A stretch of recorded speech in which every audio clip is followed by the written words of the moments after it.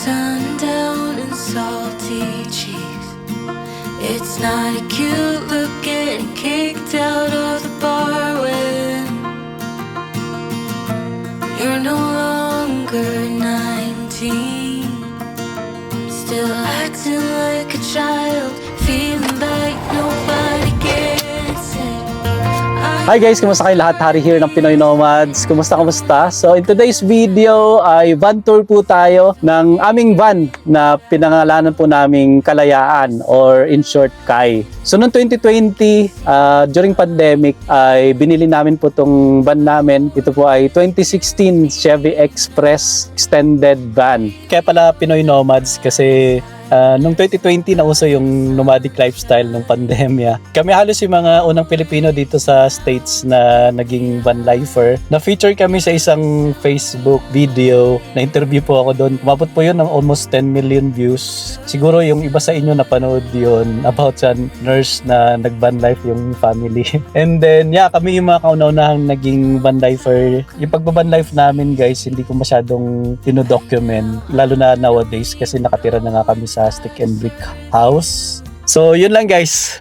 Waking up, feeling the taste of our fight last night.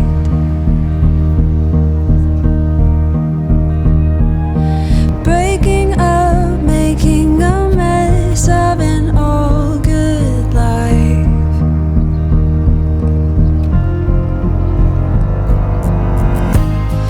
And now that you're gone. Okay guys, ito yung ating sink. Ito ay barn sink. So, in-install lang natin yan. Ito ay binili ko lang rin sa Amazon. Ito yung rechargeable faucet. So, ayan, may tubig siya. So, meron akong tap water dito. Ito yung tap water, ito yung gray water. So ito yung drainage ng faucet papunta rito. So pag puno na siya, tatapon mo lang. Tapos ito yung first aid kit. Safety first guys. Kailangan yan lalo na pag lagi kang nasa labas. At saka syempre pag may sasakyan ka, dapat may first aid kit ka din. Diyan ko siya nilagay sa ilalim. So pag bukas mo na yung pinto, so available na siya dyan. First aid kit, pati itong fire extinguisher, importante din. Meron akong smoke detector doon. Yan, tapos, aside from smoke detector, meron din tayong CO2 detector. Okay guys, dito tayo sa harapan niya. Ito lang yung natirang original seats nitong sasakyan na to. Dito na kay si Mrs. Ako doon sa driver. Tapos dito namin nilagay sa gitna yung fridge freezer actually to, no. So ito sa ngayon tubig lang yung laman, tsaka mayroon akong Coke Zero. Pero pwede mo rin siyang lagyan ng mga meat, frozen food, seafoods, ganyan. Pwede mong lagyan ng mga gulay, canned foods, ganyan, fruits, soft drinks. Nilalagay usually namin tubig lang kasi yung pagkain, nagluluto na kami sa bahay pagka nagta-travel kami ng mga adobo, ganyan. Yung medyo matagal masira. Ang maganda sa mga gantong van, may mga deep pocket siya dito sa side, kabilaan to, no, sa passenger saka sa driver side. Ito yung sa pangdakot ng pupo ni Colleen. Mayroon pala kaming aso guys, pangalan ay si Colleen. Sunscreen. Ito yung headlamp, importanteng may headlamp. Lalo na pag mahilig ka mag-camping guys.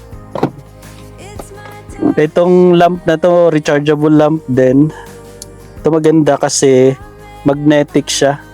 So pwede mo ilagay dyan, no? So anything na metal, pwede mong gamitin sa gabi. Tapos na-adjust mo ito siya. Yan.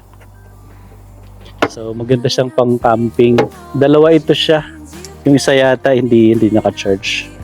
Ito guys, nilagyan ko ng partition para ma-blackout mo siya, no? Ito yung light, pag natutulog ka dun sa loob ay mabablock niya yung light. Tsaka para hindi ka rin makita sa loob. Yeah. So by the way, ito pala yung map ng Amerika.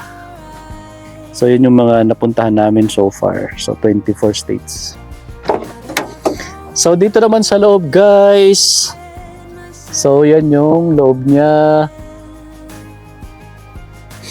So itong divider ay ginawa ko nga para hindi, kasi pwede mong isara dito, hindi ka makikita sa loob. Tapos ito guys, mga tinted yan. So mayroon lang din kaming curtain. So yung cortina, gaganyan mo lang para hindi ka makita sa loob. Tapos dito may mga reflectix ako dyan sa mga bintana na yan.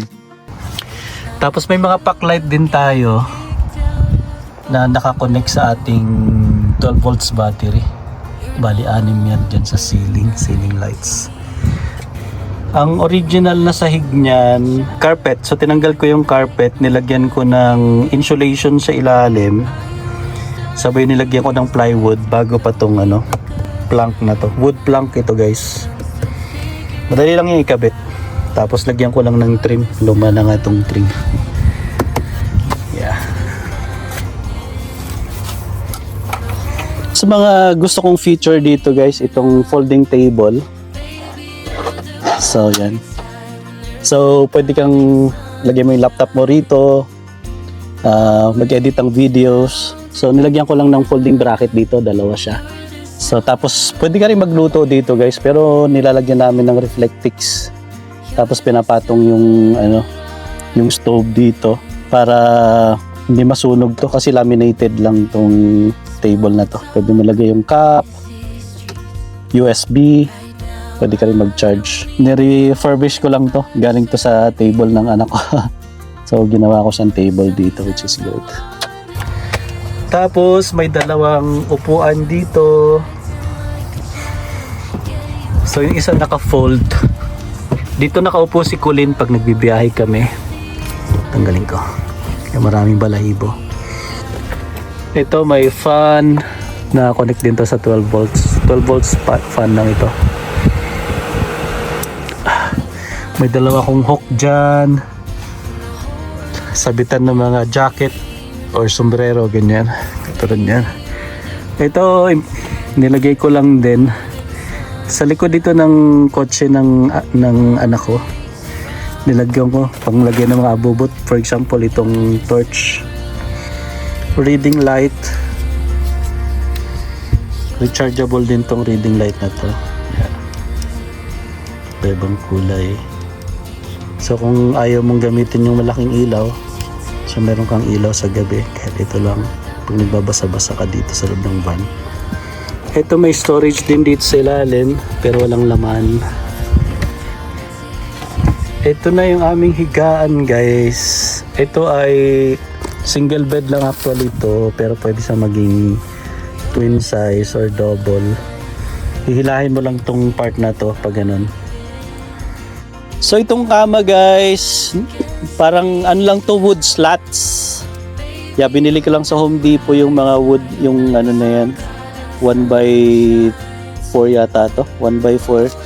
Tapos pwede mo lang siyang hilahin para lumawak. Mayroong space sa ilalim, pwede mo lagyan ng mga gantong storage mo sa ilalim. So meron akong dalawang ganyan. So ito yung sinukatan ko para mailagay ko tong dalawang storage na yan, mga pang camping. Magchi-change oil pala ako by the way, kaya andito to ngayon. Pero usually nasa garage lang to. At ito bibili ako ng gasolina. Sa heating guys, ito yung ating diesel heater. So nakakonect to sa ating battery. Yeah, nakakonect dyan sa battery. So Chinese diesel heater. 5 watts siya, sobrang lakas dito. Yeah, pero hindi natin kailangan kasi mainit na ngayon. Na. So napakatipid niyan sa kung may mga cabin kayo maliliit, kasi pwede na tong gamitin. So ito yung diesel niya. Bibili rin ako ng diesel at gasolina. So ito yung sasabi kong lithium battery natin guys, dalawa yan siya. So naka-series. Ito yung main switch niya. Tapos Ito yung sa ano niya, MPPT 100 watts solar controller niya, charge controller. So galing sa solar panel sa taas, pumupunta rito, tapos papunta dito sa battery. 12 volts na 100 amp hours. Watt cycle smart edition nito. So pwede mo siyang gamitin sa yung phone. Naka-Bluetooth lang siya. So malalaman mo kung nagkakarga siya ng baterya, kung magkano yung consumption mo ng battery. Nilagyan ko lang nito para nakasecure siya, nakaipit nitong wood block na to. And then guys, aside sa MPPT solar charger, meron din akong DC to DC charger dito. So ibig sabihin niyan, pag nakakonect ito sa baterya ng ating sasakyan. Pag tumatakbo yung makina, tsaka itong sasakyan, after niyang makargahan yung baterya ng sasakyan, kakargahan din tong house battery mo. Kung halimbawa wala kang 12 volts appliances, kung gusto mo yung mga household appliances, i-convert mo naman siya into wattage, no, hindi 12 volts. So gagamit ka nitong inverter. So meron ako ditong 2000 watts inverter at saka may 1000 watts. So depende kung ganong appliances yung kailangan ko. So usually itong 1000 watts sa ngayon ang ginagamit ko. Yan. Yeah, itong TV. Tsaka meron ako ditong PlayStation 4. Yeah, ito yung ginagamitan ko niyan. Tapos meron tayong tatlong drawer dito. Yeah, drawer yan. Drawer dito. Drawer dito. Usually ito yung pinaka-kitchen natin, guys. Okay, maandar pa pala yung light. Maliban dito sa tatlong drawer na yan, meron din tayong dalawang drawer dyan. Or sa ilalim. Kung ano-anong pwedeng ilagay. Tapos ito, maganda rin yung may pinaka-table ka dito. Pwede kang magluto dito. By the way, ang gamit lang namin ay itong dual fuel na stove.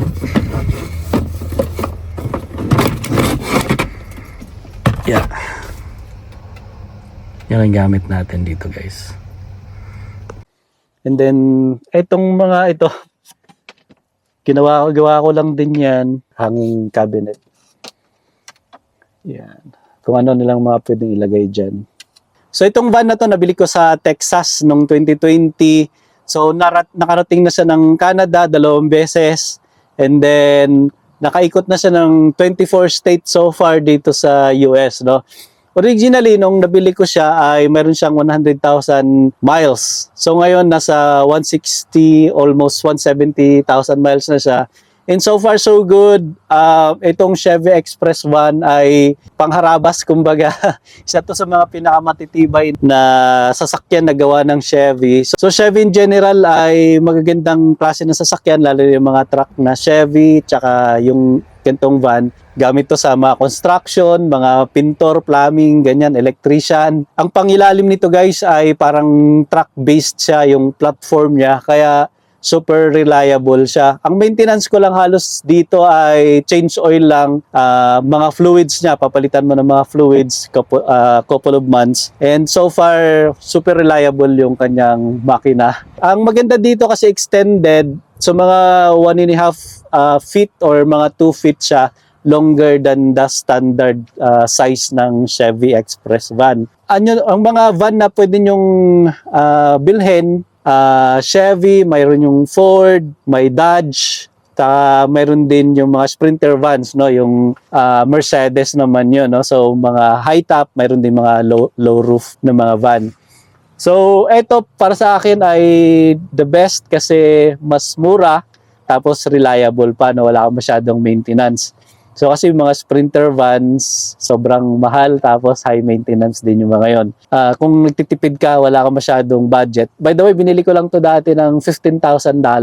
So, sa exterior nito, guys, pangkaraniwan lang siya. Nilagyan ko lang ng roof rack sa taas. Nilagyan ko ng cargo rack.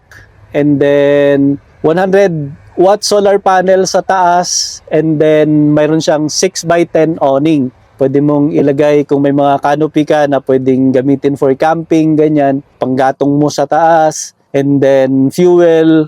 So anything na magkakasya dun sa cargo rack.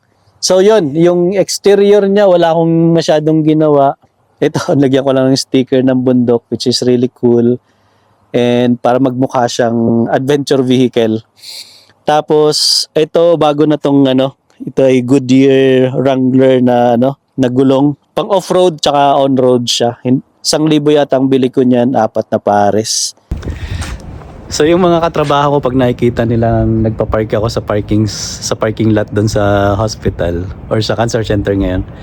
Ang dami oh sa'yo ba yung van na yan? Ang ganda. May bed ba sa loob? Sabi ko, yeah, mayroon. Wow, so yung ganun. So laging talking point nila usually yung yung van na ito, no. So yeah, good for adventures talaga. Kung adventurer ka, yeah, maganda yung may gantong van. So ito yung isa sa mga most amazing purchase namin, guys, kasi sobrang valuable siya. Kasi pwede mo siyang kabitan ng trailer, guys. Meron akong trailer dati. Yeah, i-hook mo lang dito. Tapos pwede rin actually kung may RV ka, kung kailangan mo laki-laki. So pwede mong ng RV, pwede ka maghila. So yun, guys. Pero yeah, kami ngayon hindi naman namin kailangan ng RV. Pero yan ay V8 yung engine, 3500. Chevy Express 3500. So malakas din siya, guys, sumatak. Ang mga Chevy Express, guys, na van, parang Chevy Silverado yung mga pang-ilalim niya, parang truck siya. Kaya heavy duty talaga siya. Makikita mo yan yung mga gamit ng mga sa construction, sa mga ganyang van. Kaya talaga, very reliable, guys. Kaya I love it so much. Itong van, guys, ang gusto ko rito, ito yung pinaka-useful na gamit na nabili ko talaga. Sobrang enjoy ako dito sa travel, personal commute mo. Ito yung gamit ko sa work, ganyan. Kasi yung dalawang sasakyan, gamit na ng dalawang anak ko tag-isa sila. So, bali 3 po yung sasakyan namin. Tapos, yung dalawang malilit na car sa kanila. Itong van, ito lang yung gamit namin ni Mrs. Yun, guys, dito sa lugar namin, high risk for wildfire siya during summer. May cases din ng flooding. So, pag may mga ganong alert, so ito na yung bug-out vehicle namin din. No? So, hindi lang to siya pang camping. Magagamit mo rin siya. Meron ka ng tulugan, pwede kang magluto, meron kang tubig, meron kang kuryente. So, just in case may, for example, may gera-gera ngayon. Kung halimbawa kailangan mong lumikas, tsaka kailangan mo ng bug-out vehicle. So, kargaan mo lang to ng pagkain, meron kang gasolina. Pwede kong ikarga yung motor, pwede kong ikarga yung bike. So, kompleto ka na ba? Anytime na umalis ka, mabilisan lang. Mahilig kasi akong bumili ng mga gamit-gamit kahit kung ano-ano, no? Kasi parang prepper din tayo, guys. Meron akong barel, meron akong mga kutsilyo. So, yun, kailangan mag-prepare kasi din talaga, no? Lalo na sa panahon ngayon. Baka biglang magkagyera. Yun, kailangan maging handa. At least kung may baril ka, pwede kang mag-hunt. Mga rabbit, ganyan, deer. And then, for personal protection mo din, tsaka ng pamilya mo. So, importante yun.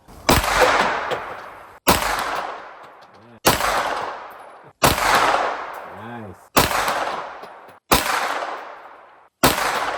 So, accurate. Hardly any red left. Right. Nice. So nice. Isn't that fun? So fun.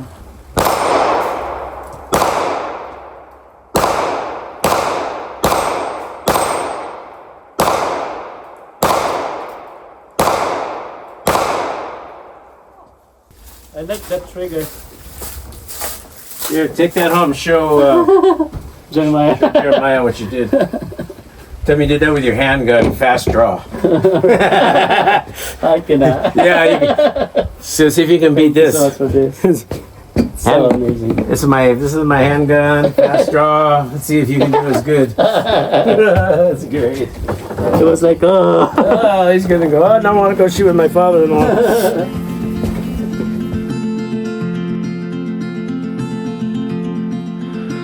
We said we'd be on always you and me, for better or Wawan, ay worse, wawan. Hi, wawan. bound together. Ha? We danced life's waltz, your pride, my faults.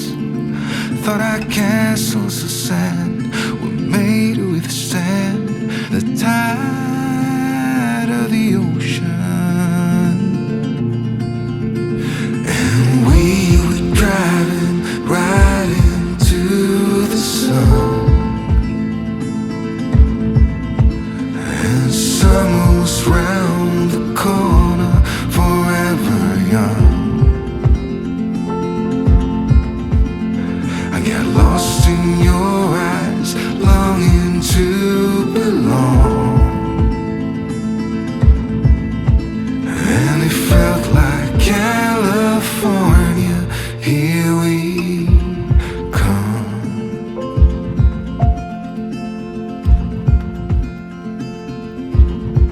So I got down